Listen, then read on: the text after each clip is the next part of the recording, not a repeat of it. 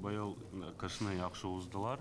20 числарда чәчәргә чыгарга җыенабыз. Август камы тамагы хуҗалыгында кыр эшләренә барысы да әзер. Быел 16 мең гектарга бодай, 11 меңенә көнбагыш чәчәргә ниятлиләр.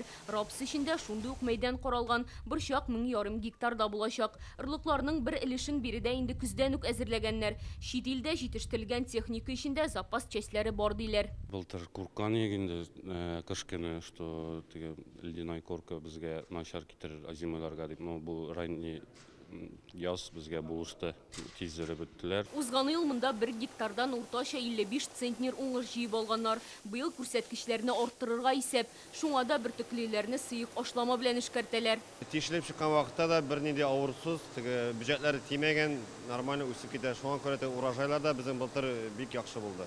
Хуҗалыкның язгы чәчү эшләренә әзерлеген бүген Марат Җаббаров карады. Аерым игътибар уҗымнарга. Бызлы яңгырлардан соң алар зыян күрмәгәнме? Пересев не ожидается. Опасений, конечно, если возврат холодов будет только. А так?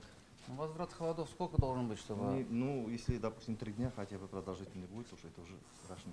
Кабаттан чәчәргә кирәк булмас диләр. Республикада 472 мең гектар мәйдандагы уҗымнар кышны яхшы чыккан ди министр. Язгы чәчүгә исә быел 2 атнага алданрак керешәчәкләр. Хуҗалыклар 40 апрель уртасында чыгарга әзер. Нурлат һәм Әлмәттә арпаны чәчә башлаганнар инде.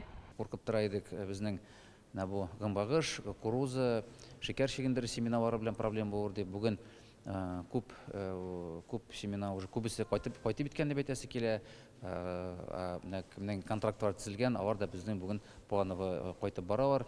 Техника бар, топливо бүген көндә бар.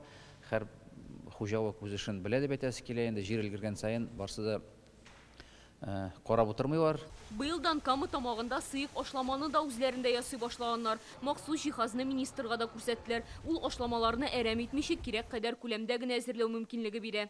Бу техниканы 3 көнлек Волгоградтан кайтартканнар. Авыл хуҗалыгы хезмәткәрләре сүзләренә караганда, бу бик уңайлы җайланма. Монда төрле ашламаларны кирәкле күләмдә катнаштырып, эремәсен әзерләп була.